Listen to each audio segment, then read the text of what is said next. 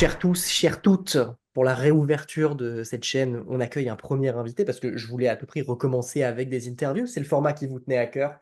C'est le format sur lequel vous aviez connu la chaîne à son commencement. C'est le format pour lequel vous êtes resté également la plupart du temps. Donc je tenais à réintroduire cette chose-là, réintroduire cette vidéo avec des invités qui me tiennent à cœur encore une fois. Vous savez que je n'invite sur la chaîne que des gens dont j'aime le travail, que des gens dont j'aime la personnalité. Et surtout, c'est des horizons différents qui s'offrent à nous à chaque fois que quelqu'un vient. C'est-à-dire qu'on aborde tous les pans, toutes les choses, on va aborder d'autres personnalités, d'autres façons de voir le process. Donc, nous avons plusieurs invités qui sont en cours. La première interview pour moi, c'est maintenant. Nous sommes peu de temps avant la FISM qui va se dérouler à Turin pour la FISM Europe, mesdames et messieurs. Un tonnerre d'applaudissements chez vous, en silence chez nous, pour Peter Dean. Comment ça va, Peter? Bonsoir, ça va bien. Merci de me recevoir je sais plus comment on dit, un vlog? Ouais, écoute, c'est une chaîne Un YouTube, vlog. donc tu dis Voilà, une chaîne exactement YouTube. comme tu le sens, comme tu le Voilà, veux.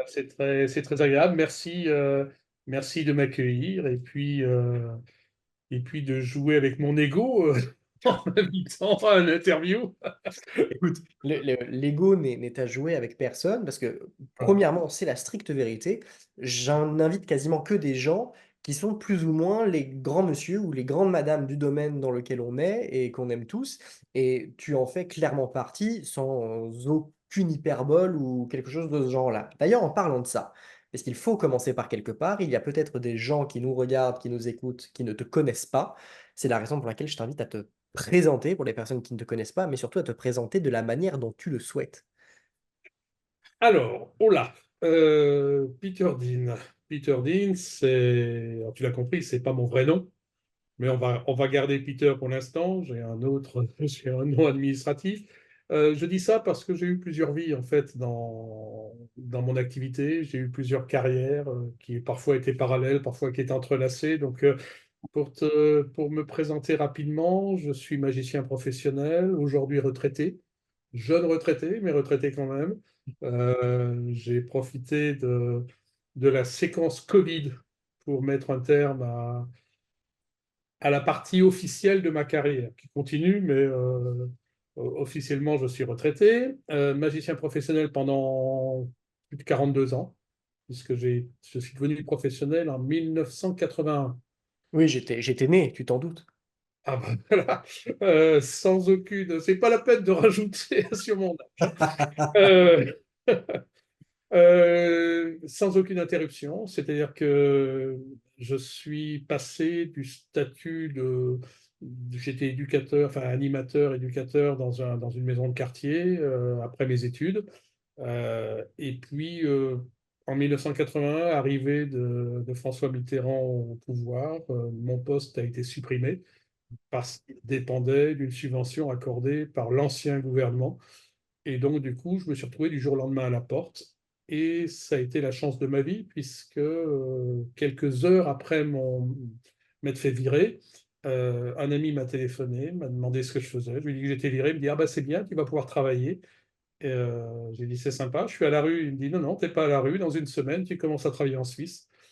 Et je suis parti en Suisse comme artiste. Pour la première fois, j'ai été engagé comme artiste. Alors, j'étais professionnel, enfin j'étais semi-professionnel en magie. Comme beaucoup de magiciens, je faisais pas mal, de plus en plus de spectacles professionnellement, mais sans être vraiment professionnel. Et c'est en 81, quand je me suis fait virer, que je me suis retrouvé obligé de devenir professionnel.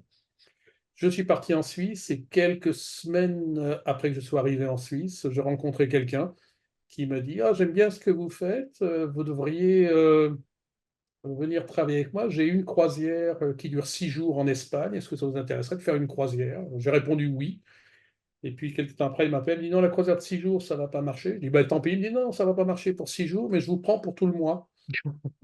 Et j'y suis resté 10 ans. Voilà. L'ascenseur Ça m'a émotionnel. pété la sensation émotionnelle. Enfin, émotionnelle, pas vraiment, parce que je ne sais pas ce que c'était qu'une croisière. Je viens d'une famille très modeste. Et les bateaux, j'en avais vu sur les images des magazines, quoi. Je ne savais pas ce que c'était. Donc, me dire, vous avez travaillé en croisière, ça, c'est le propre de. J'avais très vite compris dans le métier d'artiste qu'il y a toujours des gens qui me disent, vous êtes tellement génial, mais pourquoi vous ne faites pas le grand cabaret? Pourquoi vous ne faites pas. Oui, c'est toujours un peu. C'était un peu la question que les gens posaient. Si on ne fait pas le grand cabaret, ben, c'est qu'on ne le mérite pas, tout bêtement. C'est tout simple. Mais bon, ça fait plaisir aux gens de nous le dire. Donc, j'attachais pas une grande importance quand on m'a dit: «Est-ce que vous voulez faire une croisière?» «Oui, bien sûr, bah, évidemment», pour la petite histoire d'ailleurs, j'étais pas libre le jour où je devais faire la croisière, mais je lui ai pas dit à la personne, parce que j'étais tellement persuadé que c'était pas sérieux Ouais, que j'avais pas du tout vérifié si je pouvais la faire ou pas. Et en fait, je pouvais pas parce que j'avais un autre engagement. Et par la suite, il a fallu que j'annule cet engagement d'ailleurs, parce que je suis resté 10 ans sur les bateaux de croisière. Après, je me suis refait virer. Après 10 ans, c'était la période où il y a eu la guerre du Golfe, il y a eu tout ça. Enfin, les compagnies de voyage ont commencé à péricliter. Et ma compagnie a été vendue à une compagnie low cost. Et cette compagnie low cost n'a pas apprécié du tout les artistes qui étaient en place parce qu'on était trop cher. On avait des mauvaises habitudes, quoi. On se faisait payer pour travailler, alors qu'il y avait tellement d'artistes qui arrivaient sur le marché, qui acceptaient de travailler gratuitement, que nous, c'était vraiment problématique, puisqu'on voulait être payé, ce qui était scandaleux. Donc, on s'est fait virer, toute l'équipe, et puis je suis resté un an et demi, un peu difficile, sans travail, parce que lorsqu'on a travaillé 10 ans sur le bateau de croisière, on n'a plus beaucoup de contacts, hein, et bien surtout, vu sûr. comme je T'es un gagnais peu très en bien ma vie. quarantaine sur ces trucs-là. Voilà, comme je gagnais très bien ma vie, ben, je ne cherchais pas non plus beaucoup de boulot quand je rentrais. Quand je rentrais à la maison, je me reposais, quoi. Donc j'avais pas de contact. Je suis resté un an et demi sans beaucoup travailler. Merci à un homme extraordinaire qui a disparu aujourd'hui, qui s'appelait Jean-Pierre Zerba, qui était qui avait été le secrétaire et le partenaire de Pierre Brama, le champion du Oui, monde de magie, et Jean-Pierre, qui ensuite est devenu chef d'entreprise dans l'événementiel. Il travaillait dans le domaine de l'assurance, il créait des événements dans l'assurance. Et bien, lorsque je me suis retrouvé sans rien après les croisières, il m'a dit, bah, écoute, pas de problème, tu viens travailler chez moi.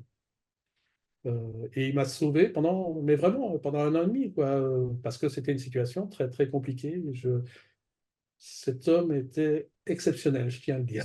Voilà. Ensuite, eh bien, après, la compagnie de croisière qui m'avait viré m'a rappelé en me disant, le mur de Berlin vient de tomber, la Russie ouvre ses portes aux croisières fluviales.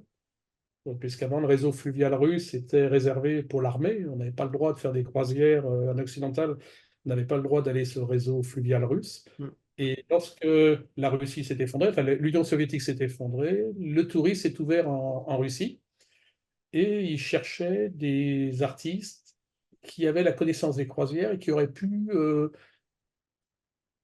ouvrir le réseau. Ce qu'on appelle ouvrir le réseau, c'est-à-dire lancer une nouvelle ligne et puis amener leurs connaissances pratiques, leurs connaissances techniques et leurs connaissances artistiques en ce qui me concerne, parce que c'est des petits bateaux de 400 passagers et il n'y avait pas de quoi mettre une équipe de 12 personnes, quoi. Donc il fallait que les gens soient multitâches et multicartes sur mm. le bateau. Donc on m'a embauché comme artiste, comme adjoint de direction, comme responsable d'excursion, comme tout ça.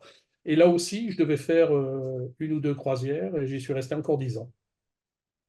Donc 10 ans de Russie. Lorsque je suis rentré, c'était en 2011, je crois que ça s'est terminé en 2011 ou Et 2012, je c'était ne il n'y a sais pas plus. si longtemps que ça, hein. Il n'y a pas si longtemps que ça, oui. Ben moi, j'ai fait pratiquement toute ma carrière sur les croisières, hein, 20 ans de croisière. Sur 42 ans de carrière, j'ai fait 20 ans de croisière. Ok. Donc voilà, la moitié de ma carrière a été sur les bateaux. Et ensuite, ben, je suis rentré à terre. Et j'avoue qu'à ce moment-là, j'en avais un petit peu assez de cette clientèle un peu captive, la clientèle adulte. En plus, c'est encore l'époque où ces croisières, contrairement à maintenant, où ce sont des grandes machines de 3000 passagers, des jeunes, des enfants, des choses comme ça. Moi, c'était encore une période où les croisières étaient encore un petit peu élitistes et où la clientèle était assez âgée. Donc, j'ai travaillé beaucoup pour les seniors, principalement. Et puis, quand je suis rentré, j'en avais un petit peu assez de cette clientèle captive qui était toujours satisfaite de tout, quoi. Tout ce qu'on faisait, j'aurais pu lui réciter l'annuaire, ils auraient trouvé ça génial, quoi. C'était agaçant. Oui, parce Ça qu'il y me a, il y a cette espèce de flegme du m'installait, pognon. Oui, oui, ouais, c'est très je bien. m'installais dans un confort qui était très néfaste, c'est-à-dire que ben, je travaillais plus, quoi. Je répétais pas de nouveaux numéros, Ouais. je vivais sur ce que je savais faire. Et d'ailleurs, j'ai continué toute ma vie à travailler sur assez peu de choses finalement, parce que je me suis jamais considéré comme un vrai magicien en plus. Moi, je suis pas magicien, je suis comédien à l'origine, c'est le seul métier que j'ai appris, comédien. enfin pas le seul métier, mais enfin c'est le métier que j'ai appris, comédien, alors que magicien, j'ai jamais appris à être magicien. Je suis devenu magicien par hasard. Donc la magie n'était pas un but, mais c'était un accessoire.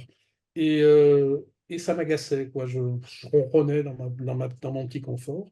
Et quand je suis rentré, j'ai dit, il faut que je m'attaque à un public qui ne supportera pas que je sois juste bon. Voilà. Et c'est là que je me suis mis à travailler pour les enfants, parce que je connaissais très bien les enfants, j'avais été éducateur avant, et je savais qu'un enfant, ou il aime pas, et s'il aime pas, il le dit. Et ça, c'est ce que je voulais entendre. C'est que je voulais qu'on me dise, t'es nul. Et un enfant n'hésite pas. Si vous faites quelque chose à un enfant que ça ne lui plaît pas, il va te dire, t'es nul. Et ça, c'est un challenge. Et je me suis mis à travailler pour les enfants, et puis très vite, ça a fonctionné bien. J'étais content, mais c'était presque un petit peu trop facile, parce que je travaillais pour des enfants qui avaient entre 7 et 12 ans, 13 ans, voilà. 12 ans, non, 12 ans. Et ils étaient contents, quoi, ça marchait bien, mais je me suis dit, mais bon, oui, mais ils commencent à faire comme les grands, quoi. Certes, ils sont Mmh. contents de tout ce que je leur fais, donc je vais aller chercher un peu plus loin. Et je suis descendu en âge, et je me dis, je vais aller faire travailler pour les enfants beaucoup plus petits, et donc j'ai travaillé pour les enfants de 2 ans. Parce que là, à 2 ans, le challenge était différent. Et puis j'ai pris un bonheur, mais pas possible, à travailler avec les enfants, les petits, mais c'était génial. Et puis ça s'est mis à fonctionner, mais ça m'a obligé à faire de la recherche. Ça m'a obligé à rencontrer des pédagogues, à rencontrer des éducateurs, à rencontrer un tas de gens qui travaillent dans le milieu de la petite enfance, Mmh. des éducateurs de jeunes enfants, des choses comme ça. Euh, et ça a été vraiment une période de recherche. C'est là où j'ai écrit mon premier livre, qui était La grande magie des tout-petits, qui a été suivi quelques années plus tard par l'atelier de magie sans larmes, et où j'ai développé une façon de faire de la magie qui, à l'époque, était inédite. Et ça, c'était quelque chose, c'était un terrain qui n'avait pas été déchiffré. La grande magie des tout-petits était le premier livre de magie pour enfants écrit en français qui soit paru en France. Il n'y en avait pas d'autres avant. Il y avait eu le Merlin Book, mais le livre de Jean Berlin, mais Jean Berlin parlait de magie qu'on pouvait faire aux enfants, mais c'était pas un livre sur la magie pour Oui, oui, enfants, oui, bien sûr. c'était ça. Et c'était la première fois qu'on écrivait sur ça, et en plus avec des choses dont on n'avait jamais parlé. Par exemple, je me souviens d'avoir participé à un congrès FFAP à l'époque, c'était le congrès d'Aix-les-Bains, et je faisais la présentation du concours de magie pour enfants. On m'avait demandé de venir parce qu'il y avait très peu de candidats qui se présentaient en magie pour enfants et ils allaient fait venir des élèves d'école. Donc ils ont dit oui, mais on ne peut pas faire venir une école simplement pour deux. Je crois qu'il y avait 2 candidats au concours. C'est un peu compliqué, effectivement. C'était un peu difficile, donc ils m'ont demandé de venir, de faire la présentation et en même temps de faire mon propre spectacle. Et c'est là que j'ai fait découvrir ma façon de travailler pour les enfants aux magiciens. Et je me souviens qu'à l'époque, il y avait James Hodge. Je ne sais pas si ça te dit quelque chose, James Là, Hodge. j'avoue ma faiblesse. Voilà, James Hodge nous a quittés il y a quelques années, mais c'était un grand, grand monsieur de la magie, un metteur en scène, et c'est lui qui a mis en scène la plupart des spectacles qui étaient présentés à la Maison de la Magie à Blois. Et, euh, et je me souviens toujours, à la fin du spectacle, il vient me voir et me dit, incroyable, j'ai vu un magicien qui se met à genoux et qui lève les bras. Il me dit, mais ça ne se faisait pas, parce que c'est vrai que la plupart des magiciens, lorsqu'ils faisaient de la magie pour enfants, restaient bien debout dans leurs beaux costumes, tout ça. Moi, je me mets à genoux, je travaille à genoux à la hauteur de l'enfant, et c'est quelque chose qui m'est naturel, mais qui ne l'était pas à l'époque. Et ce qui me fait plaisir, c'est qu'aujourd'hui, la plupart des magiciens pour enfants travaillent à genoux. Donc, il y a eu un effet, ça a eu un effet un petit peu, et j'en suis content. Et, mais c'était une façon différente de voir la magie pour enfants. Et je m'y suis consacré à plein jusqu'au moment où j'ai décidé très rapidement de ne plus travailler pour les adultes. C'est-à-dire que j'ai refusé systématiquement tous les spectacles adultes que l'on me proposait pour ne travailler que pour les enfants. Et vraiment me spécialiser dans ce domaine et travailler pour les enfants petits. C'est-à-dire à 12 ans, ce sont des adultes pour moi, hein. Voilà, Ne, ça ne dis s'arrête pas là. ça, c'est à ne pas sortir de son contexte. Oui, oui, oui, oui. Les aiment, ils aiment bien. Mais les ados, par exemple, les ados et les pré-ados, j'ai un peu plus de mal. Pourquoi? Bah, tout simplement parce que j'ai commencé à travailler. C'est pour ça que j'ai pu prendre ma retraite assez tôt. J'ai pris ma retraite à 60 ans parce que j'avais une carrière longue. J'ai commencé à travailler à 15 ans. Mmh. Ce qui veut dire que je n'ai pas eu d'adolescence. Je suis passé de l'enfance à l'âge adulte, au travail, sans passer par la case adolescence, sortie en boîte avec les copains, truc, ça, je ne sais pas ce que c'est qu'une sortie en boîte. Mmh. J'ai 63 ans, je ne suis jamais rentré dans une discothèque. Tu t'as pas raté grand-chose, hein. Voilà. Mais non, mais ça veut dire que j'ai Je aussi comprends. pas d'histoire en commun, et Mmh. c'est là que je me trouve face à un public d'adolescents, et ben je suis un peu largué parce que j'ai l'impression d'être sur une terre inconnue. Ouais. Donc ça me fait flipper un peu. Alors peut-être qu'un jour, par défi, je travaillerai pour les ados, mais pour l'instant, j'en ai pas eu l'envie parce que j'ai encore beaucoup de choses à découvrir avec les tout petits. Bah, Et puis, au lieu de partir dans le sens ado, bah, je suis parti dans le sens bébé, et j'ai développé, il y a de ça presque 15 ans, 10 ans, un travail en direction des bébés, ce qui me permet aujourd'hui de faire des, alors pas des spectacles, j'appelle pas ça des spectacles, mais de faire des initiations magiques pour les bébés à partir de 9 mois. alors il y a énormément de choses dans ce que tu as dit et ça ouvre un boulevard, j'ai marqué plein de trucs à côté. Mais puisque on termine par ça dans ta présentation sur les tout petits et sur de l'initiation magique, moi évidemment, parce que quand tu dis tout petit, c'est du 2 ans, c'est du 3 ans, ça peut même être plus tôt, hein, ça va c'est quoi le plus jeune que tu fais? 9 mois. 9 mois. Donc on est sur On peut pas faire on peut pas avoir d'émotion magique, on ne peut pas avoir de réaction à quelque chose d'incompréhensible avant 9 mois. Parce que tout OK, bêtement, c'est pas possible parce que le cognitif de l'enfant n'est pas suffisamment développé et il n'a pas le concept n'existe pas. c'était Donc on ne peut c'était pas là aller plus loin c'était que là ma 9 question parce mois, c'est vraiment la barrière, même, je vais dire, quand je travaille, c'est pas avec les 9 mois que j'ai le résultat le plus probant. Le évidemment. résultat le plus probant, il arrive vers 12, 14, 16 mois. Mmh. 9 mois, l'enfant s'intéresse à ce que je fais, il essaye de. Alors, même s'il est non parlant, non marchand, hein, 9 mois, non parlant, non marchand, il faut le savoir, euh, mais il essaye quand même de s'intéresser à ce que je fais, et parfois, il essaye d'attraper et de refaire. Donc, il imite. Mmh. C'est pas les petits qui sont le plus demandeurs de ça. Mais disons que lorsque je travaille en crèche, j'autorise les enfants à partir de 9 mois. Mmh. Ensuite, plus grands, et ceux qui vraiment ont le meilleur rendu, enfin rendu, j'allais dire, je pense ceux qui en tirent le plus de choses, c'est les enfants de 18 mois. Mmh. Et Voilà. qu'est-ce que ça leur, apporte à alors je parle pas des 1 an, 2 ans, hein.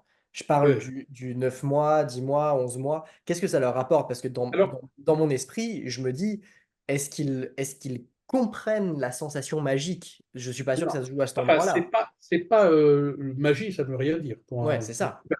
Même ce qui va être un peu curieux, ce que je veux dire va être un peu curieux, mais même un enfant de 3 ans, magique ne veut rien dire. Mmh, Enfin, magique tel que nous, on le comprend, ne veut rien dire. Même mmh, jusqu'à 6 ans. Jusqu'à 6 ans, notre conception de la magie n'est pas du tout celle d'un enfant de 6 ans. mmh, On ne parle pas de la même magie. D'ailleurs, notre magie n'est pas à la hauteur de celle des enfants de 6 ans, mmh. hein. Faut qu'on le sache. Ça, c'est une chose, on en parlera peut-être un peu après. Ça, c'est important. C'est un concept que j'ai découvert au fil du temps, mais on, on- on a le même mot, mais deux notions totalement différentes. Alors, pour les bébés, euh, pour les tout petits, je ne vais pas travailler sur la notion de magie, ni ah, il y a un truc, ni je vais simplement travailler sur l'imitation. C'est-à-dire que, ben, je vais prendre un exemple, hein, j'ai un tout petit sac en papier avec quelques rubans.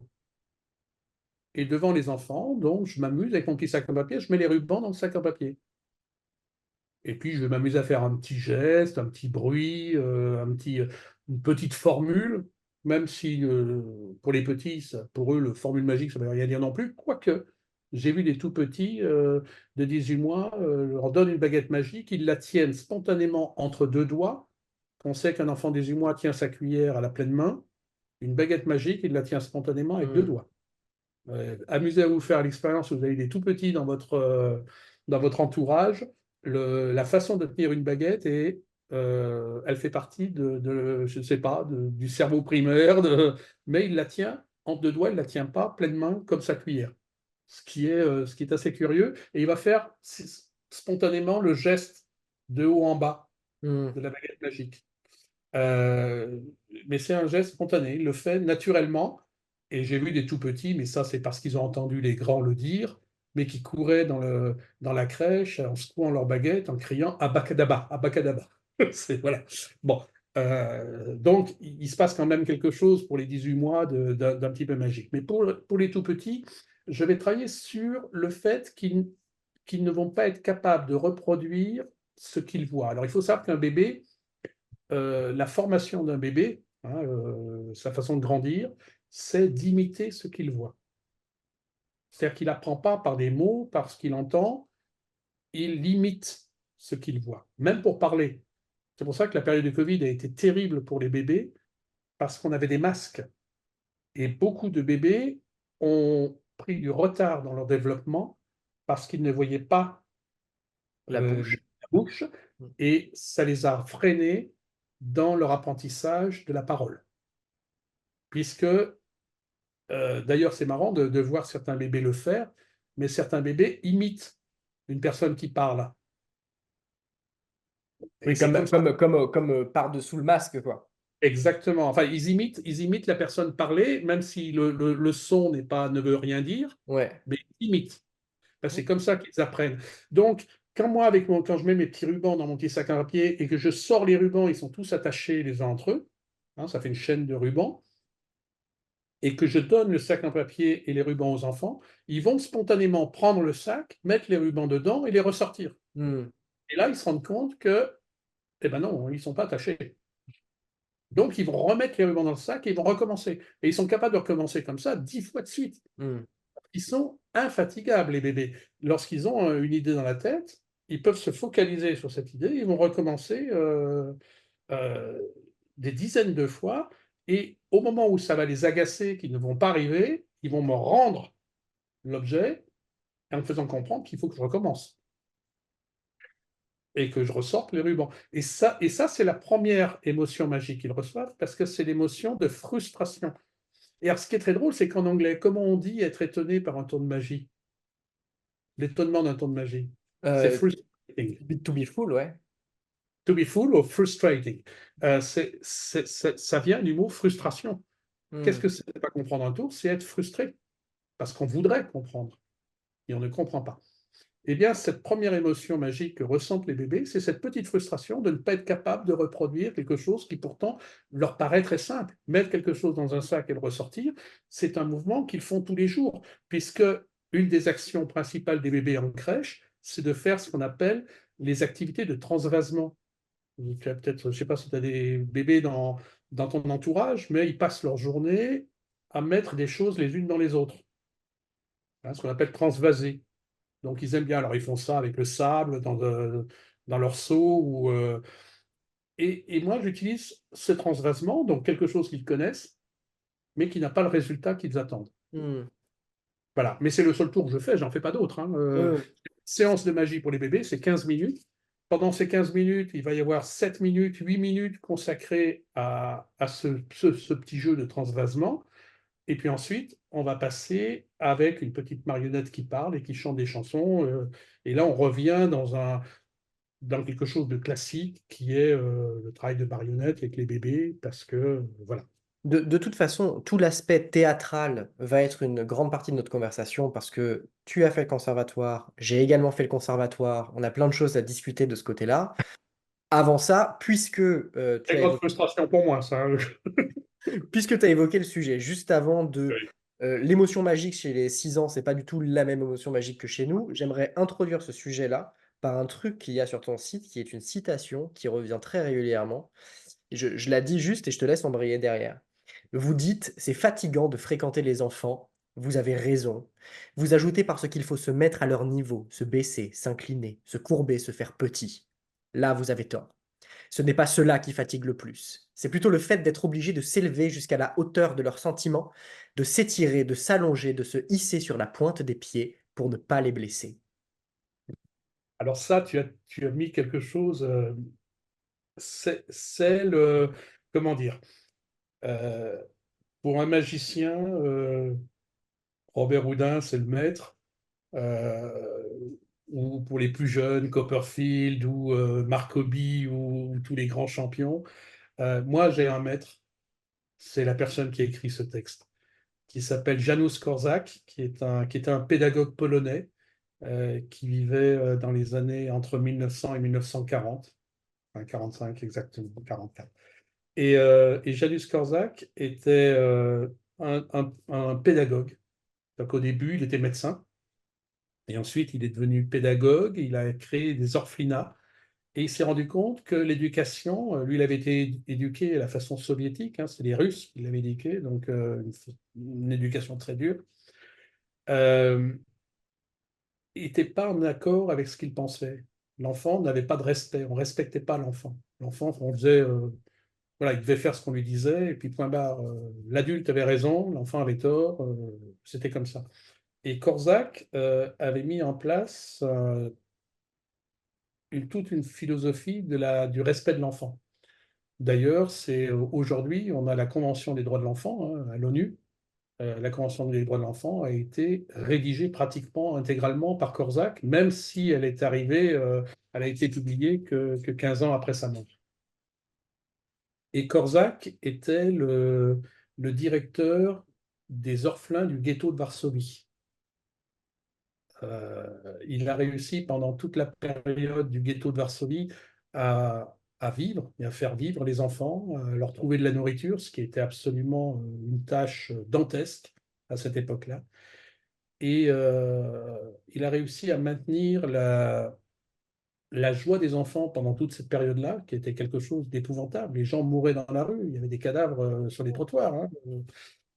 Et, euh, et puis, eh bien, on lui a proposé de s'enfuir, on lui a donné un passeport. Les nazis lui ont donné un passeport, il l'a refusé. Et il est parti avec les enfants en procession, drapeau en tête, dans les wagons plombés qui l'ont emmené à Treblinka, où il a disparu avec tous les enfants. Voilà, voilà qui était Korczak. Et cet homme a écrit plein de livres sur la pédagogie enfantine. Et c'est celui qui est la clé de mon travail actuel. Ok. Voilà. Donc, excuse-moi d'avoir un peu plombé peut-être un peu Non, non, non, mais tu mais, plombes rien, tu plombes rien, c'est extrêmement important. c'est un homme qui a marqué vraiment à la fois ma vie d'homme, parce que ses livres m'ont nourri. Il y a des livres qui nourrissent comme ça. Ce petit poème que je mets partout, maintenant il est sur tous mes documents, Oui, il parce est que partout. c'est la philosophie de mon travail. Voilà. C'est-à-dire que je travaille à la hauteur des enfants, et un enfant, c'est pas un être petit. Il est petit par la taille, mais il n'est pas petit parce qu'il a dans la tête. Au contraire, dans la tête, il est très grand, il est même beaucoup plus grand que nous. Et comme je disais, qu'un enfant de 6 ans a un imaginaire on ne sera jamais à la hauteur de l'imaginaire d'un enfant de 6 ans. Notre magie ne sera jamais à la hauteur de la magie d'un enfant de 6 ans. Oui. Donc, il faut qu'on s'élève, nous, qu'on se grandisse, qu'on aille chercher, j'allais dire qu'il faut qu'on aille toucher les étoiles pour atteindre ce que les enfants veulent voir. Et, et quand on discute avec des enfants, des petits de 6 ans, justement, à la fin d'un spectacle, de quoi parle un enfant à la fin d'un spectacle? Il parle jamais de magie. Oui, Il c'est ça. dira jamais au magicien, tiens, j'ai vu, tu as fait un tour, c'était marrant, tu as fait apparaître ci, tu as fait apparaître là. Jamais un enfant ne parlera du moindre tour que l'on fait. Parce que tous les tours que nous faisons pendant nos spectacles, ça les amuse, ça les fait rire, ça les fait sourire, bon, c'est marrant, mais c'est la normalité. On est des magiciens, donc c'est normal qu'on fasse apparaître des choses. Tous les magiciens font apparaître des Mm. choses. Donc la normalité ne surprend personne. J'allais dire, je rencontre Picasso, on me dit, t'as vu, il peint. Ben oui, c'est Picasso. Ah. Ah, pour un enfant, c'est la même chose. T'as vu, il a fait apparaître une colombe. Ah oui, c'est un magicien. Moi, c'est ce que m'a dit il y a quelques années, au début de ma carrière, j'avais un numéro de colombe et de manipulation. Et à la fin du spectacle, j'étais très fier de mon numéro de manipulation de colombe. Je venais de gagner un prix dans un concours. Bon, ah, t'as vu, l'enfant vient me voir, t'as vu, j'ai fait apparaître des colombes. Mais le gamin me répond, bah oui, t'es magicien. Mais vraiment avec un air désabusé, donc bah ouais, t'es magicien, t'as fait pas des colombes, qu'est-ce que tu viens m'embêter avec ça, quoi? Tous les Génial. magiciens font pas des colombes. Et le jour où j'ai compris ça, mais ça a été un déclic très net, c'est que je me suis dit, mais c'est vrai, il a raison. Si je lui présente de la normalité, quel intérêt a-t-il à venir me voir? Et donc, ma magie a complètement changé. Et c'est pour ça que je ne pouvais plus travailler pour les adultes. Parce que les adultes, eux, ce qu'ils veulent voir, c'est des puzzles. La preuve, c'est que tous les marchands de trucs, aujourd'hui, ne vendent même pas. Ils vendent même pas de quoi faire de la magie. Ils vendent de quoi faire un effet de 15 secondes. Regarde, tu vas pas comprendre comment ça marche. Mais ça, c'est pas de la magie, c'est du puzzle. Le but du jeu, c'est de trouver comment ça fonctionne, le bitonio. Bon, et la durée de vie du bitonio, ça va être quoi? Allez, on va dire 6 mois, quoi, le temps que les gens, à force de le voir, comprennent comment ça fonctionne, quoi. Bien sûr. Et c'est pour ça qu'il y a une telle production aujourd'hui de tours, hein, Penguin Magic, tout ça, où on vend du gadget, des gadgets qui permettent de faire ah, le jeu de cartes a disparu. Ah, bah chouette, alors le jeu de cartes a disparu, oui, et what else? Qu'est-ce qui se Oui, en passe fait, après? l'industrie nous apprend à faire de la magie, mais pas à être magicien, quoi. Exactement. Donc, avec les enfants, je n'ai pas le droit de faire ça. Si je fais ça à un enfant, il va se casser. Il va se mettre à courir partout dans la salle et ça va être le joyeux bordel. Donc, il faut que je le capte et je vais le capter par quoi? Bah, par tout ce qu'il y a autour de la magie et il va falloir que j'essaie de me rapprocher au maximum de, de ce que lui entend par magie. Vous savez, enfin, tu sais, pardon, je dis vous, on parle souvent de l'initiation à la magie pour les enfants. Et la mode aujourd'hui, je vois sur Internet, je donne des cours de magie aux enfants à partir de 5 ans, à partir de 6 ans. Pour moi, ça me scandalise. Pourquoi? Parce que 6 ans, c'est l'âge où l'enfant croit encore au Père Noël.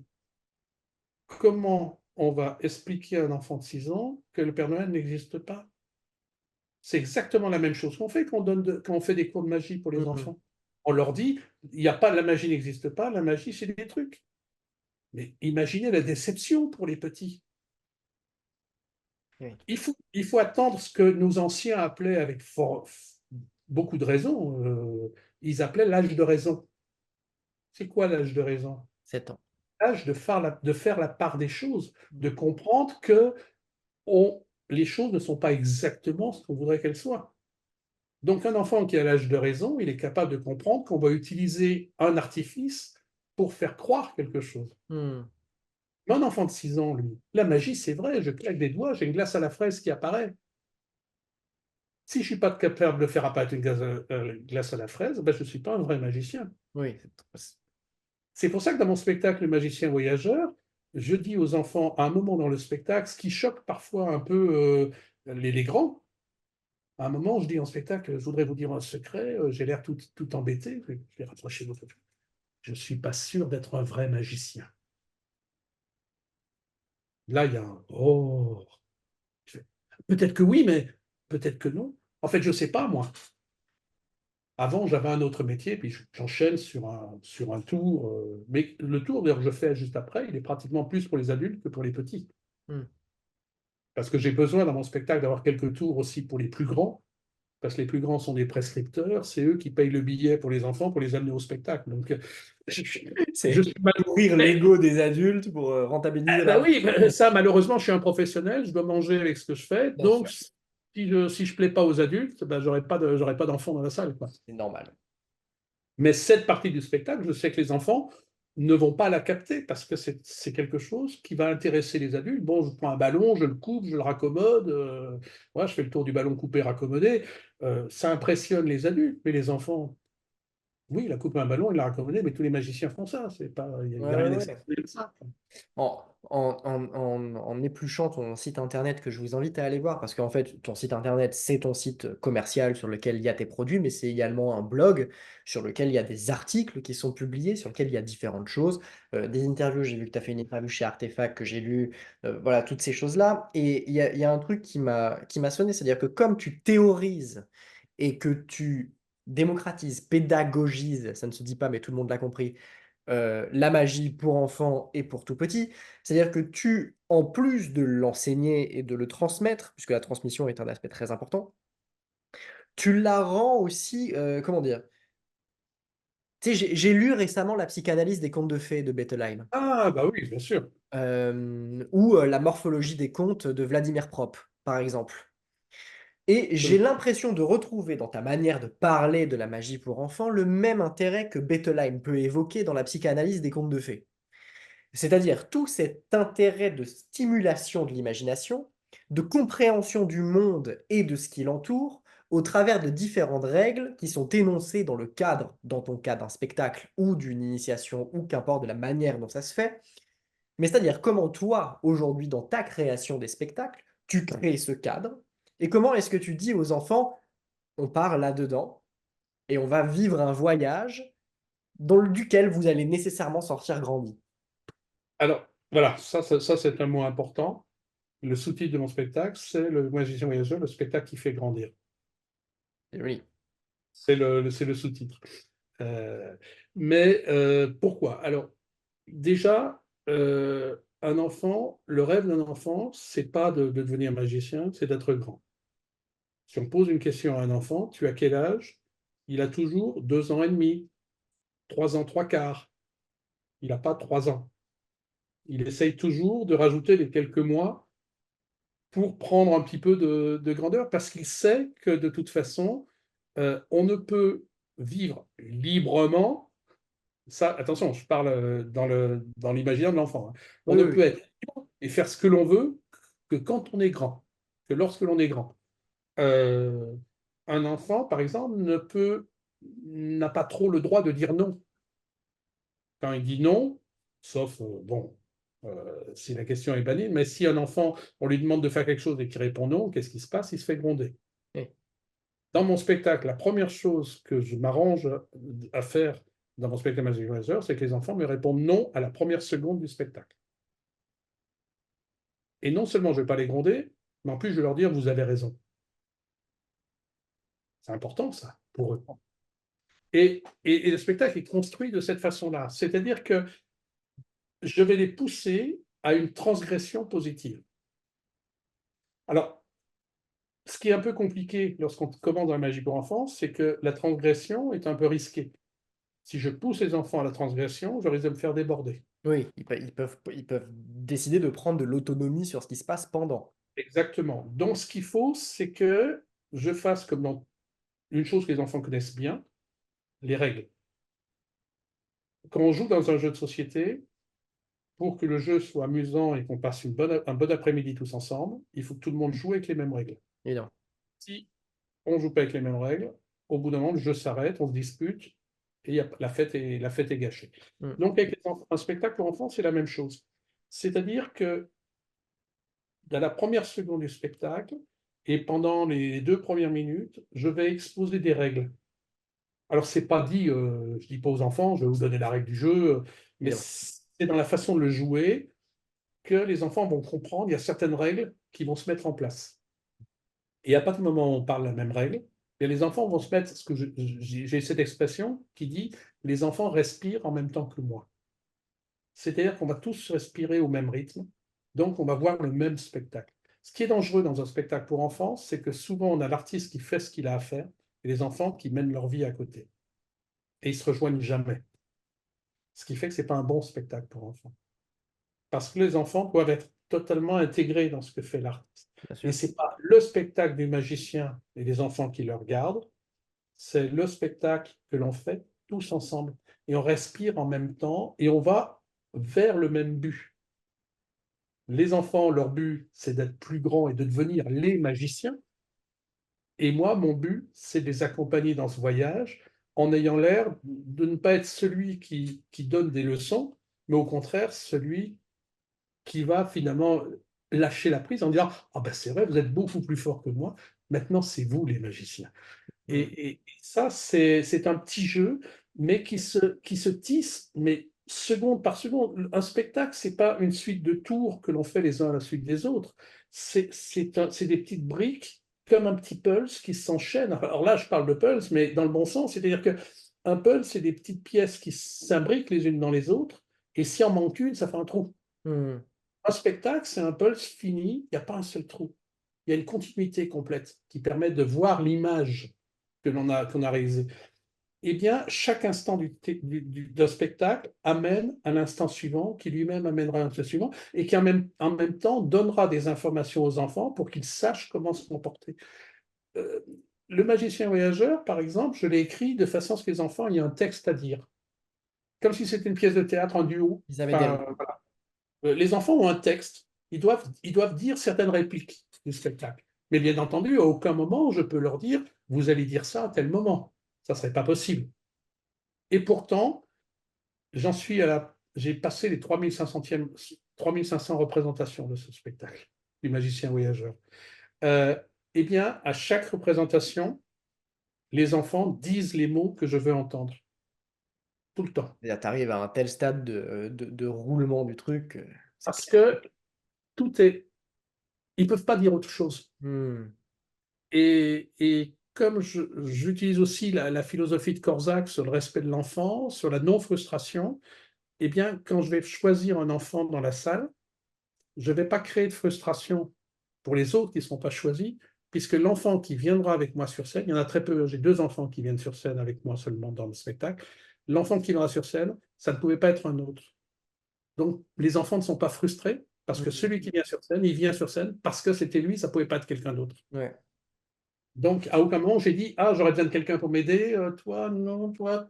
Ça, c'est terrible. J'ai vu Hmm. ça dans les spectacles, mais ça me rend fou parce que je me dis, mais tu te rends compte, moi, je suis un enfant de cet âge-là. Le magicien dit, je cherche quelqu'un pour m'aider. Tiens, toi. Et il passe devant moi sans s'arrêter et en Ouais, choisissant ouais. un autre à côté. Mais c'est d'une violence, mais c'est extrêmement violent. C'est extrêmement violent. Donc, c'est pas possible. Enfin, on peut pas être violent avec un enfant, il est là pour faire la fête. On va pas être violent avec lui. Ouais, donc, il y a des choses que je comprends pas toujours dans la façon dont notre magie est fabriquée. J'avoue, je suis pas en connexion avec ça. Mais tu Je sais, comprends pas. il y a ce truc et c'est quelque chose sur lequel je m'interroge moi-même en ce moment. C'est-à-dire, qu'est-ce que nous prenons pour acquis dans notre pratique de la magie? Qu'est-ce qui nous semble aujourd'hui inné et des principes par lesquels nous décidons, c'est établi, nous pouvons partir de là. Et non, en fait. Pourquoi est-ce qu'on devrait partir de là? Pourquoi est-ce qu'on ne re-questionnerait pas ce sur quoi on s'appuie pour essayer de repartir un peu plus haut en partant d'un peu plus bas? Euh, je prends un exemple qui n'est pas de la magie pour enfants, mais qui est une réflexion que j'ai eue dernièrement, qui est, est-ce que un tour, parce que moi je fais que de la magie pour adultes, est-ce que de la magie pour adultes, c'est sur scène, c'est nécessairement avec un sentiment d'étonnement et de surprise que ça doit se passer? Est-ce que c'est nécessairement good vibe? Est-ce que c'est nécessairement positif? Est-ce que un magicien qui va chercher l'opposé, qui va chercher des émotions plus profondes, qui va chercher des choses qui sont à l'opposé de ce qu'une dynamique événementielle pourrait nous imposer, est-ce que c'est être un mauvais magicien? Et j'ai l'impression que ta réflexion sur le toi, tu vois, je m'étais même jamais posé la question de ce truc-là. Pour moi, ça semblait bon, bah voilà, bah, il faut choisir un gamin, il faut choisir un gamin, c'est tout. Donc on y va, bah oui, bah toi, bah, voilà, toi. Et il y a ce truc-là où, moi, dans ma tête qui n'ai jamais réfléchi à ça, ça me paraît acquis, donc je partirai de là. C'est là que ton point est intéressant, sur le re-questionnement de la base. Alors, moi, j'avais une chance. Peut-être que n'ont pas eu tous les magiciens au départ. Moi, j'ai une chance au départ, c'est que je suis quelqu'un d'extrêmement timide. J'ai un très mauvais rapport au regard de l'autre. C'est-à-dire que si on me demande, un jour je suis spectateur dans une salle et le magicien me fait monter sur scène pour me demander de participer à un tour, ça me met dans une situation extrêmement désagréable. Hmm. Je ne supporte pas. Mais vraiment, c'est un point à avoir des nœuds dans l'estomac, quoi. Ouais, C'est plus du trac à ce niveau-là, c'est pratiquement une angoisse. ouais. D'ailleurs, pendant des années, souvent, comme j'étais dans les associations ou président ou avoir un poste, bon, on est souvent au premier rang. Et systématiquement, j'avais les magiciens ou des artistes. Ah, ben, j'aurais besoin de quelqu'un pour m'aider. Monsieur, vous allez monter sur scène. Systématiquement, j'arrivais à faire ça. Je regardais la personne, je faisais. Si le gars était un peu malin, il comprenait qu'il fallait surtout pas me prendre parce que Hmm. j'allais son numéro en l'air. Ça m'est arrivé une fois sur un spectacle, c'était, bon, je sais plus, je me souviens du lieu, mais ça n'a pas aucun intérêt. Un magicien belge qui faisait un numéro de mentalisme avec Les Smash and les Stab? voilà. Alors déjà, je déteste ce tour-là. Moi aussi. Bon. Mais en plus, je lui ai planté son. Enfin, je lui ai pas planté, mais j'ai eu autant de réactions qu'une huître accrochée à une coque de bateau, quoi. C'est-à-dire que je suis absolument réfractaire à ça, donc je n'apporte rien, je ne donne rien. Donc lui, bah, le pauvre gars, il a mis les rames et j'étais là, il était obligé de gérer. Mais alors j'en étais très triste.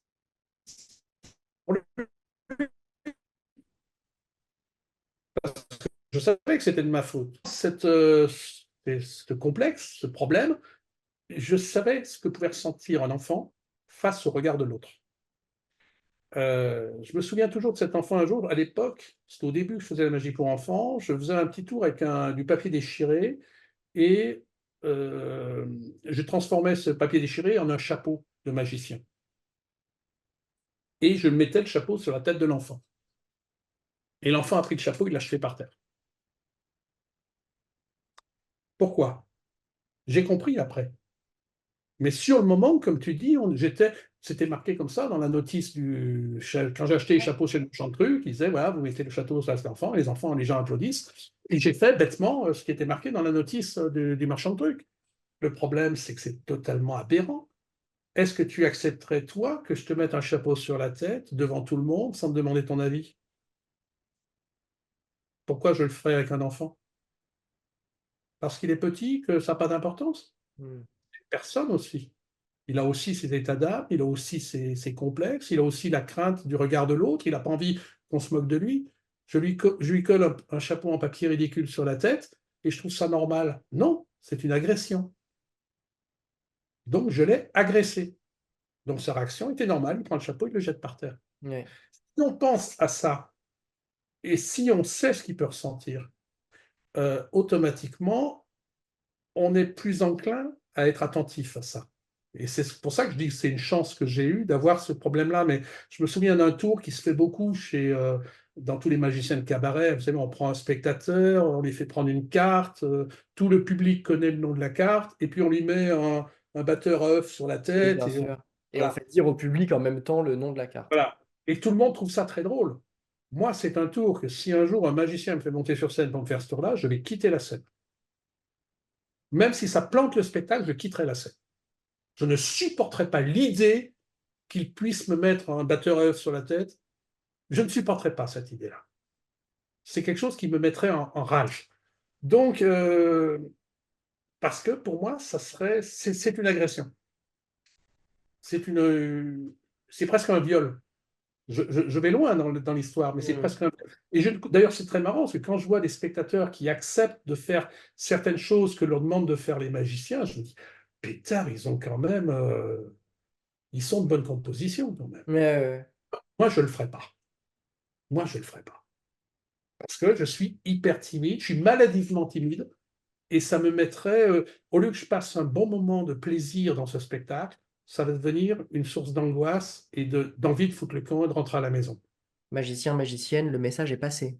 D'accord? Non, non, mais ça, il n'y a plus de risque, parce que je crois que maintenant, les gens me connaissent bien, ils savent que je ne suis pas un bon client. Donc là, de ce côté-là, on ne me demande plus de monter sur scène. Mais c'est bizarre, parce que je suis comédien, donc désinhibé, Hmm. par principe. Ben oui, je suis désinhibé quand je suis dans mon rôle sur scène. Mais si je suis spectateur, je ne suis pas désinhibé du tout. Il y a, Hmm. il y a deux parts du personnage complètement différentes. Et ça, c'est une chose qui m'a beaucoup servi pour les enfants. Mais il y a plein de choses que l'on fait avec les enfants et qu'on trouve normales. Par exemple, j'ai vu des magiciens qui ont peut-être mal au dos et ils ne veulent pas se baisser pour regarder l'enfant. Donc on prend l'enfant, on le perche sur un tabouret. C'est Donc il dangereux faut en plus de le ça. magicien. Oui, mais regardez la tête de l'enfant sur son tabouret. Il est comme ça, il n'est pas à son aise, voilà, il se sent ridicule, il passe pas un bon moment. Mais notre boulot à nous, d'artistes, c'est de faire passer un bon moment aux gens, c'est pas de les mettre dans une situation ridicule. Alors ça, je dis ça c'est valable en France, en Italie, en Espagne, dans tous les pays latins. Si vous êtes dans un pays anglo-saxon, le problème ne se pose pas. Parce que dans les pays anglo-saxons, les Américains, les Anglais, les Japonais, enfin tout ça, le regard de l'autre, ils s'en foutent complètement. Ils s'en tapent. Donc, C'est c'est normal, ça sociologique. les amuse. Mais les Latins ne sont pas du tout comme ça. Donc, en fait, il y a une magie latine et une magie anglo-saxonne. Le problème, c'est qu'en France, la magie pour enfants, qui est-ce qui nous a appris la magie pour enfants en France? Bah, c'est toi. Non. Non, les premiers à apprendre la magie pour enfants, pour les magiciens français, c'était les anglo-saxons, c'était Williamson, c'était toute la magie anglo-saxonne, tous les DVD qui venaient d'outre-Atlantique, et, et les magiciens se mettaient à faire de la magie comme faisait la magie Williamson. Mais le problème, c'est qu'ils ne s'adressent pas au même public. J'ai Oui, eu parce une que ça conversation. s'inscrit dans le contexte anglais et pas du tout dans le contexte Exactement. français. Mais seulement, comme le problème, c'est que la magie de DVD, parce que c'est plus les livres, hein, maintenant, les magiciens apprennent la magie sur des DVD, ils ne savent pas lire. Donc, j'exagère, mais si, tu en as encore quelques-uns derrière toi, ça fait plaisir. Mais c'est vrai que moi, quand j'ai commencé la magie, le DVD n'existait pas, hein. Oui. Donc, j'ai appris que dans des livres. Et très peu, d'ailleurs, très très peu de livres, parce qu'il y avait très peu de livres disponibles. Moi, j'ai appris mes premiers livres d'apprentissage, j'en ai eu trois. C'était un livre de Jacques Delors, Tours diverses de Norson Eliard et Tours de cartes du XXe siècle de Norson Eliard. C'était mes trois livres dans lesquels j'ai appris mon métier de magicien. Jacques Delors, qui est une grande figure Jacques pour toi. Delors, qui est pour moi une référence. Et surtout, d'ailleurs, le troisième. Dans la trilogie de Jacques Delors, c'est le troisième que je trouve le meilleur, soit l'Enchanteur. D'ailleurs, sortons 2 minutes de la magie pour enfants et parlons du rapport actuel des magiciens actuels à la magie d'aujourd'hui. Je vois ta tête et je sais où cette conversation peut nous amener. Laisse-moi introduire la chose. Ouais. Au tout début de l'interview, c'est drôle parce qu'il y a des choses, des similarités qui avancent et qui n'ont pas tant bougé que ça. Au début de l'interview, tu dis, les gens, ils me disaient, pourquoi est-ce que tu vas pas au plus grand cabaret du monde? Et si tu allais pas au plus grand cabaret du monde, voilà. J'étais obligé. Aujourd'hui, aujourd'hui, la question qu'on nous pose, c'est quand est-ce que tu vas à Incroyable Talent? C'est quand que tu vas faire cette émission Incroyable Talent? Et la qualité des émissions, je n'en parle pas. Ouais. Je ne fais pas de, enfin, voilà, je parle pas de ça. Euh, Cela dit, il y a quelque chose où tu disais que toi, tu étais dans une période où il y avait très peu de livres. En fait, aujourd'hui, on a atteint l'extrême opposé. C'est-à-dire que l'accès à la magie, je dis pas à l'émotion magique, hein, à la magie, est Ah bah juste c'est partout, tout le temps, n'importe quand. ah bah c'est terrible. J'ai même vu récemment sur YouTube l'explication complète du numéro d'Eric Chien, le champion du monde de close-up, mais chaque seconde du numéro expliqué pas à pas par un gars qui n'a rien compris à la magie d'ailleurs, mais qui explique pas à pas tout ce qui est technique. Il passe complètement à côté de la psychologie du numéro, mais il explique la technique, ce qui va très bien pour ceux qui s'intéressent qu'à la façon de mettre une clé dans une serrure. Mais, euh, mais voilà, donc aujourd'hui, la notion du secret, par exemple, qu'est-ce que ça veut dire, secret magique? Hmm, Qu'est-ce que ça veut dire ne pas débiner?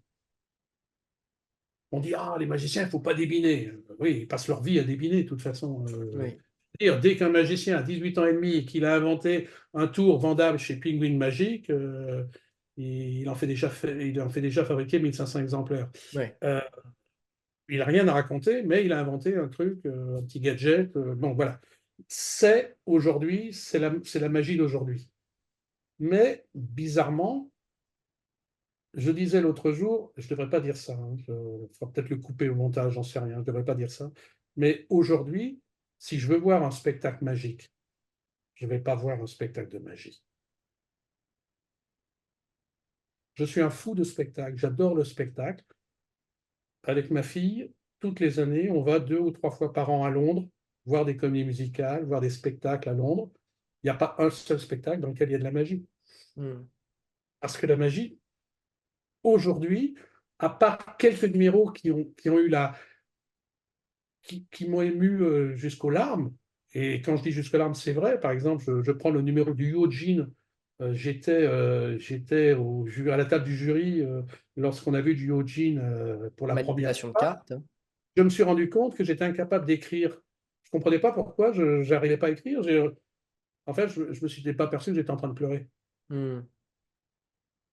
Le numéro m'avait tellement bouleversé que j'étais en train de pleurer et j'arrivais plus à écrire parce que je voyais flou.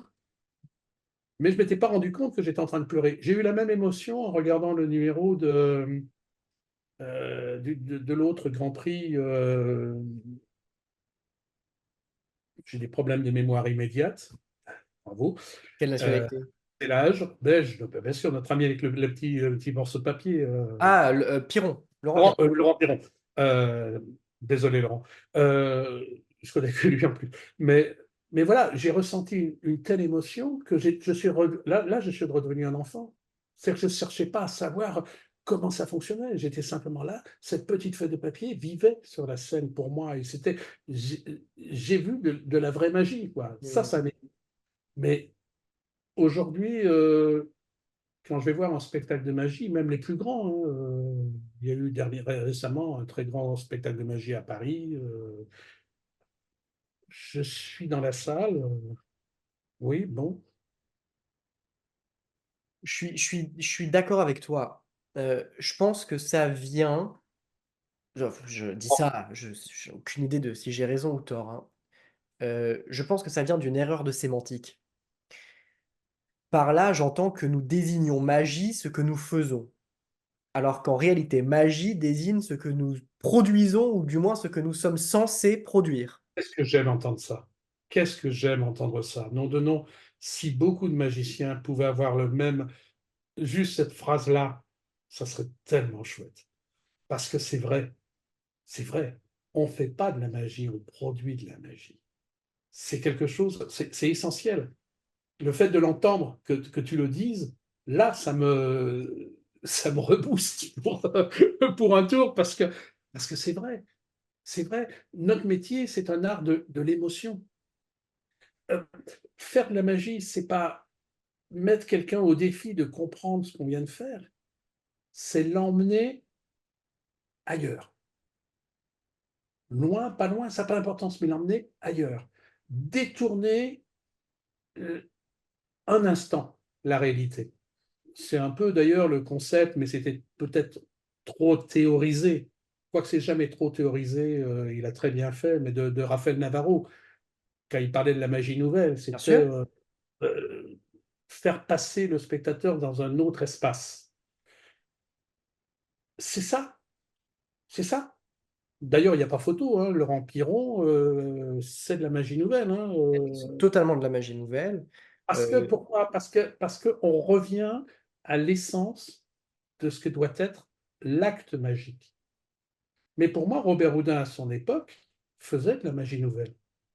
Mais je veux dire, ça C'est là s'inscrit que dans c'est une ce que époque. j'ai pas aimé dans la théorie de la magie nouvelle de Raphaël Navarro. J'aimais pas trop ce côté magie moderne, magie nouvelle. Parce qu'il y avait un côté, je montre du doigt une forme de Ah, magie, cette espèce de et rupture dans cette le jeu. rupture, c'est pas vrai, parce que aujourd'hui, Robert Houdin, il ferait son numéro, on trouverait ça ringard. Oui, À l'époque, c'était de la magie nouvelle. bien sûr.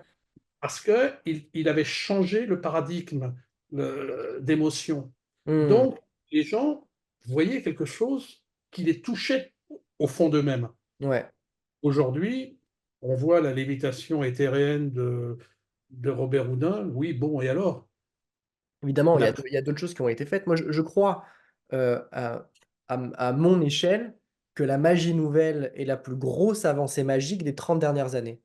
Comme ça a été le nouveau cirque, qui aujourd'hui est complètement intégré dans le cirque en général. On ne parle plus de nouveau cirque ou de cirque traditionnel, on parle du cirque aujourd'hui. Mmh.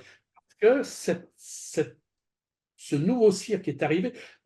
Allez, moi, c'était mon époque, hein, c'était l'époque d'Archaos, mais c'était des grandes batailles hein, entre les tenants de la magie, du cirque traditionnel et les tenants du nouveau cirque. C'était la guerre. Aujourd'hui, personne n'aurait idée même d'en parler, parce que c'est Mmh. la normalité. Et je pense que la magie nouvelle va s'intégrer peu à peu dans la magie normale et elle va faire évoluer la magie de Évidemment. façon spectaculaire. Eh, Et, et même moi qui ne suis pas concerné par la magie nouvelle, mais j'estime qu'avec les enfants, j'ai toujours fait de la magie nouvelle, même si je ne l'ai jamais appelée magie mmh. nouvelle. parce que je ne fais pas partie de ce créneau, de ce Non, non, non, secteur. non. En fait, Mais ce que la magie nouvelle a fait et qui est extrêmement important, c'est de poser les mots. exactement. Mais le fait, la phrase que tu as dit, pour moi, c'est ça. Tu résumes en une phrase que pour moi, j'aimerais que la magie soit. Hmm. Euh, c'est dur pour moi. Quand je suis, tu le sais, je suis vice-président de la FIS, je suis juge dans les concours, et c'est très difficile pour moi parfois dans certains jugements de concours. Pourquoi? Parce que je sais que je dois juger non pas ce que j'ai envie de voir, mais je dois juger ce que je vois. Et donc, je dois étalonner mon regard à ce que les artistes pensent de la magie aujourd'hui. Hmm. Mais parfois, je m'ennuie terriblement. Je ne vois pas de magie, je ne ressens pas de magie. Je note, normalement, plutôt dans la norme de ce qui doit être noté, mais je me dis, non, non, non, qu'est-ce que ça pourrait être beau, quoi. Oui, oui, Et oui. là, ce n'est que de la magie. On peut donner quelques références de choses aux gens. Vous pouvez aller voir Étienne Saglio, qui a produit certains spectacles, Limbe, Le bruit des loups, qui tourne encore au moment où on écrit ça. Sa prochaine création, qui je crois s'appelle Icar. On peut évoquer Valentine Losso avec On m'a trouvé grandi, son dernier spectacle d'invisibilisation, où elle traite des nouveaux procédés pour rendre quelque chose invisible. On peut parler de toute la compagnie 14-20. On peut parler d'Arthur Chavaudret. On peut euh, aller aussi voir à la Villette oui, Terry Collet. Thierry Collet, et puis tout le travail qui est fait, ce travail de résidence qui est fait, qui est là. Mais ça, j'allais dire, il ne faut pas le mettre en opposition, Non, non. il faut le mettre en nourriture, peut-être pas en nourriture, mais si, en nourriture de ce Si, que si, l'on en doit, nourriture philosophique. voilà, on doit nourrir notre pratique. Hmm. Pour moi, il n'y a pas de mauvais magicien. Non, À partir du il y en a moment où on bien. fait quelque chose qu'on aime, on n'est pas mauvais. Mais on peut prendre une voie, soit une voie facile, je me contente d'acheter un truc, je le présente tel que le montre le marchand, parce que de Ouais. toute façon, c'est lui qui a raison, hein. Il sait comment ça fonctionne, il m'a expliqué comment ça fonctionne, je le montre comme ça. Bon, ça ne fait pas de moi un mauvais magicien, mais ça fait de moi un présentateur Oui. d'un objet improbable.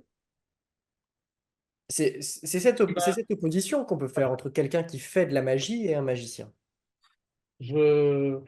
Mais, mais c'est vrai que je suis allé voir, par exemple, récemment, à Londres, la pièce Harry Potter. On en a parlé très récemment. Taha Mansour m'en a parlé très récemment. Je l'ai vu deux fois.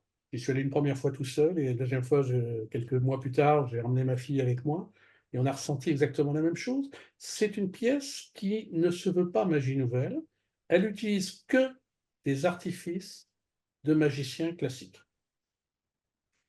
Il n'y a pas de choses liées au fait que c'est sur une grande scène avec des grands moyens. Non, non, ils utilisent deux barilets.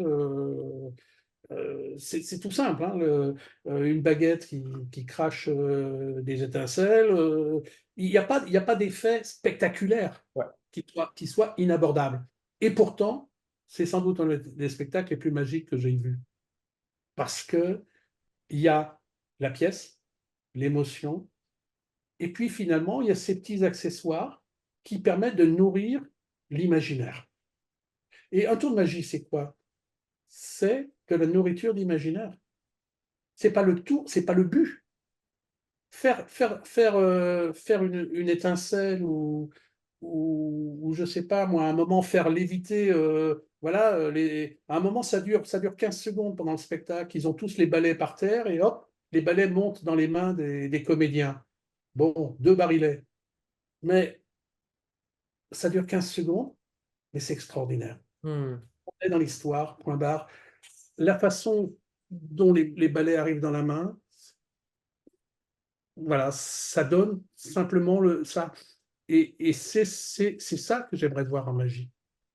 Mais j'ai pas envie qu'on me dise je vais faire disparaître quelque chose. Ben oui, tu es magicien, tu vas faire disparaître quelque chose. Si tu ne le faisais pas, c'est que tu ne serais pas magicien. Il m'est arrivé une chose dans mon club, j'en le raconte tout le temps, mais je radote un peu de toute façon, parce que j'ai tendance à enfoncer 100 fois le même clou. Mais dans mon club, un jour, il y a un des jeunes membres du club qui vient me voir avec son jeu de cartes à la main, parce que toute la journée, il avait son jeu de cartes comme ça, tout le temps. On a vu aussi hein, les gens qui ont un jeu de cartes greffé dans la main. Bien sûr. Et il vient me voir, et puis il me tend le jeu, il me dit, je vais te faire un tour. Alors déjà, c'est un truc qu'il ne faut pas me dire. Je déteste les tours. Il ne faut pas me dire, je vais te faire voir un tour, je déteste les tours. Donc il me dit, je vais te faire voir un tour. Ça commençait mal. Puis il me tend son jeu de cartes. Et là, je lui dis, mais tu veux que je prenne une carte? Il dit, oui, oui. Puis tu veux que je la regarde? Oui. Puis tu veux que je la retienne? Oui. Puis tu veux que je la remette dans le jeu? Oui. Puis tu vas mélanger? Oui. Puis tu vas la retrouver? Oui. Bon, bah, c'est aucun intérêt, je suis parti. Et je l'ai laissé planter comme ça avec son jeu de cartes en main. Et je suis revenu après. Et je lui ai expliqué, je lui ai dit, mais tu vas retrouver la carte que j'ai prise dans le jeu. Mais qu'est-ce qu'il y a d'extraordinaire là-dedans? Tu es magicien, tu retrouves une carte dans un jeu, même bien mélangé, c'est le comble de la normalité. Moi, ce qui m'intéresserait, c'est que, par exemple, la carte, tu ne la retrouves pas. Ben, si tu ne la retrouves pas, la carte, là va s'installer quelque chose qui s'appelle la dramaturgie. Comment va-t-il s'en tirer? Comment va-t-il rebondir sur le fait qu'il ne peut pas retrouver la carte? Qu'est-ce qui va se passer maintenant? Comment l'histoire va se continuer? Et ça, c'est la magie. Le fait de retrouver la carte, c'est pas de la magie. Tu vois, Bien ma sûr, je vois process très bien. de pensée, c'est ça. Alors c'était un peu provocant, c'était un peu bon, j'aime bien titiller un petit peu, mais c'est ça. J'espère que ça va lui apporter, que ça lui aura apporté quelque chose, comme m'avait apporté mon maître en magie. Moi, j'ai eu la chance d'avoir un maître en magie. Ça aussi, c'est une histoire complètement abracadabrante, mais quand j'étais tout petit dans la ville où j'habitais, hein, j'habitais à côté de Saint-Étienne, dans une petite ville, on avait un magicien qui était le magicien de toutes les écoles de la ville. Il n'y en avait qu'un. C'était un monsieur qui faisait les spectacles dans toutes les écoles. Je l'ai vu depuis la maternelle jusqu'à 17 ans. J'ai vu toutes les années ce magicien faire des spectacles. Bon. Ce magicien me faisait rêver. C'est un peu à cause de lui que je suis devenu magicien, ou plutôt grâce à lui. Je ne sais pas. Enfin, il m'a donné envie de faire de la magie. Et je ne le connaissais pas du tout. Je le connaissais simplement parce que je le voyais au spectacle toutes les années à l'école. Et un jour, je rentre dans un bar avec mon père. J'avais 17 ans. Et qu'est-ce que je vois au bout du bar? Ce magicien en train de se mettre une cuillère à café dans le nez, bien arrosé, il avait bien picolé apparemment.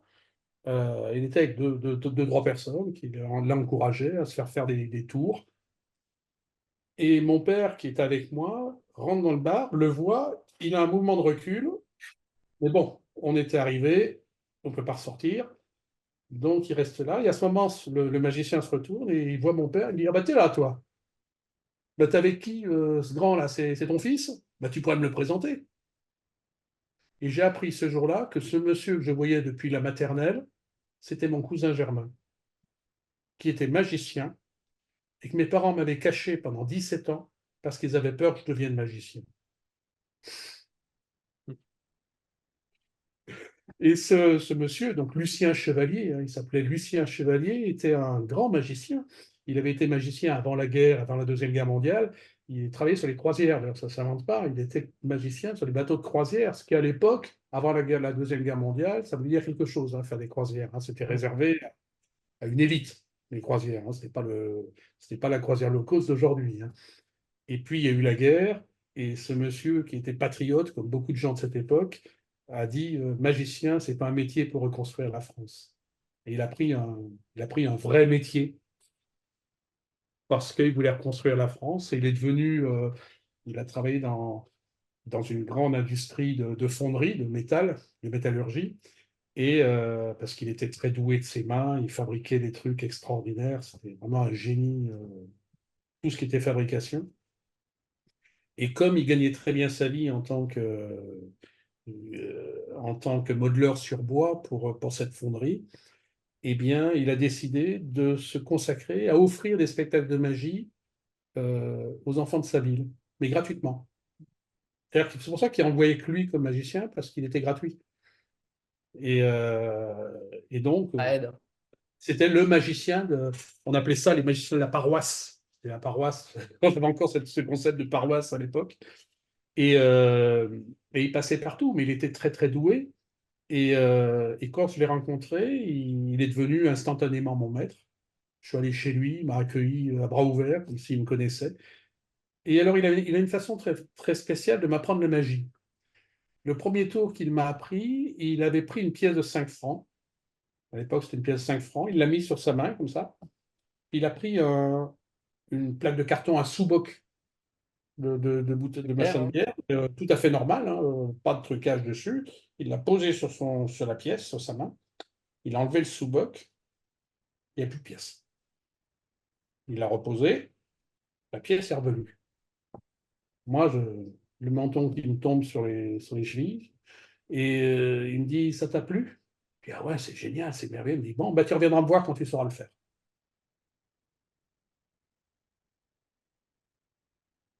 Voilà. Et ben, je suis reparti et j'ai travaillé à la maison pendant 3 semaines, jusqu'à ce que je trouve comment il avait fait et comment je pouvais le faire. Et je suis revenu le voir au bout de 3 semaines.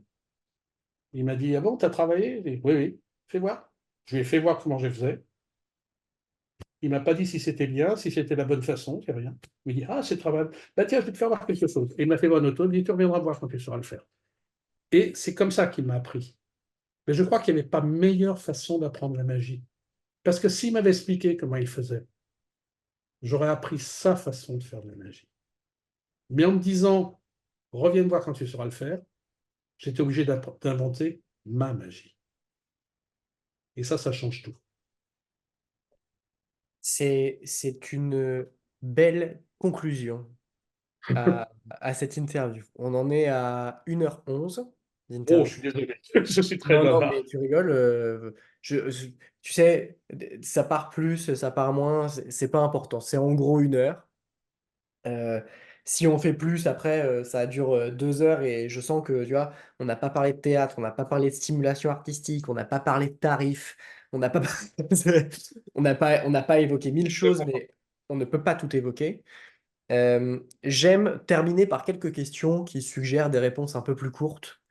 Voilà, qui sont des trucs lancés comme ça. Si t'as pas envie de répondre, tu dis, puis voilà. Un débutant qui vient te voir aujourd'hui et en magie pour enfants, qui vient te voir et qui te dit j'aimerais bien me spécialiser dans la magie pour enfants, je n'y connais rien pour le moment. Par où est-ce que je commence? Tu lui dis quoi? Alors, déjà, je lui dirais, est-ce que tu as envie de travailler pour les enfants? Quelle est ta raison pour laquelle tu travailles pour les enfants? Je reprends souvent une petite expression de ma fille, qui est éducatrice de jeunes enfants et qui est formatrice, et qui a dit un jour, dans une école où elle venait, elle a demandé aux élèves qui étaient là, euh, qu'est- qu'est-ce qui veut travailler pour les enfants? Alors, les mains se sont levées, elle dit, d'accord, pourquoi vous voulez travailler pour les enfants? Il y a une fille qui lui a répondu dans la salle, alors, parce que j'aime les enfants. Elle dit, oui, les pédophiles aussi. Voilà. Donc, on travaille pas, on fait pas de la magie pour enfants parce que ça fait bien de faire de la magie pour enfants. On fait de la magie pour enfants parce qu'on a envie Hmm. de leur faire vivre quelque chose et de vivre quelque chose avec eux. Donc ça, c'est la chose importante. Et ensuite, au niveau technique, ben, il n'y a pas de secret. Je lui dirais, tu sais, il y a un livre qui est extraordinaire, un livre de Jacques Delors. Lis-le. Lis surtout les petites phrases qui sont en bas des pages. Et je sais qu'après, tu comprendras ce que c'est que la magie pour enfants. C'est qui est-ce qui, dans la génération actuelle, t'impressionne? Yann Frisch, Laurent Piron, Marc Hobby, ce sont des gens atypiques, des gens qui ont leur propre univers. J'allais dire, même s'ils ne sont pas très connus, il y en a d'autres que tu connais peut-être pas, mais j'ai vu récemment en Italie un garçon qui s'appelle Piero Venezia, qui fait un simple tour avec le tour des aiguilles enfilées sur un fil et qu'on restitue comme ça dans les aiguilles dans la bouche. Ouais. C'est un vieux tour, vieux comme le monde. Il en fait un miracle.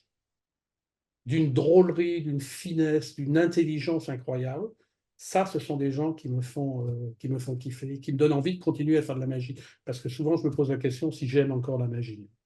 Mais, euh, mais là, des gens comme ça, oui, ils sont pas connus, mais d'un seul coup, plouc, il se passe quelque chose. Je sais J'aime les gens dans l'univers. je sais que tu aimes lire, que tu aimes la lecture. C'est quoi, quelques livres que tu as adoré lire en dehors de la magie? En dehors de la magie, Ouais, alors déjà tous les bouquins de Corsac. ouais, Et les bouquins de Corsac, l'avantage, c'est que ce pas des livres de pédagogie, hein, parce que j'ai lu Piaget, faut se le farcir, c'est pas drôle. Mais Corsac, il écrit, c'est pratiquement des petits romans, des petites histoires qu'il raconte. Et oui, ça fait partie de mes livres de chevet.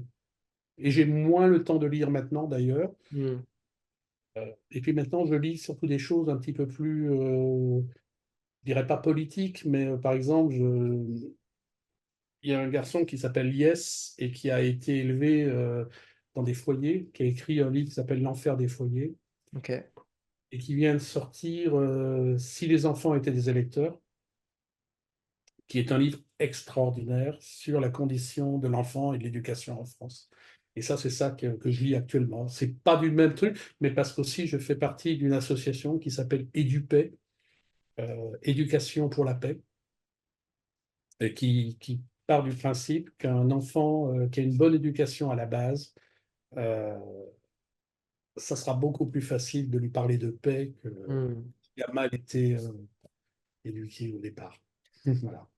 Et enfin, puisque j'aime à penser que cette série d'interviews doit continuer parce que c'est un bon moment pour tous, est-ce qu'il y a quelqu'un avec qui tu pourrais me faire une mise en contact, faire le pont avec cette personne pour pouvoir continuer cette série d'interviews? Il y a plein de gens qui sont extraordinaires, mais faire un pont avec eux, euh,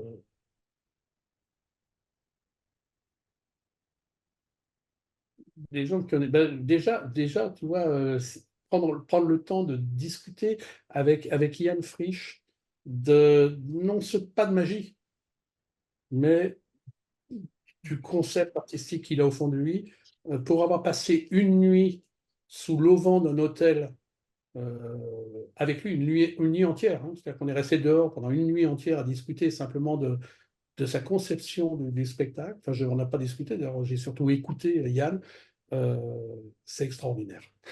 Yann, le message est passé, Yann. J'ai essayé de te contacter plusieurs fois. S'il te plaît, fais quelque chose. Quelqu'un de Les gens veulent te voir sur ce format, Yann. une richesse incroyable de profondeur. Euh, eh bien, écoute, si tu as un Tu as Marcobi aussi. Marco, bah, alors c'est très drôle parce que bon, Marco est un très bon copain, hein. On est strasbourgeois tous les deux et assez étrangement, on était dans le même train pour revenir de Paris ce matin. Et il me disait la même chose. Je fais un très brief, une très bref branche. Il me disait la même chose parce qu'il y a dernièrement quelqu'un qui a exposé sa routine sur YouTube et qui a eu raison sur, à part deux, trois petits trucs, qui a eu raison sur toute la ligne. Et il m'a dit, c'est marrant parce que il l'a fait, il l'a bien fait, mais il n'a pas du tout parlé de la psychologie, ce sur quoi repose toute la routine.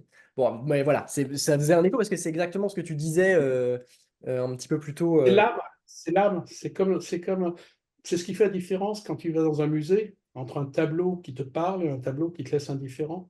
Hmm, S'il n'y a pas d'âme derrière, s'il n'a pas été conçu avec autre chose que de la peinture et un pinceau, il ne se passe rien. bien sûr.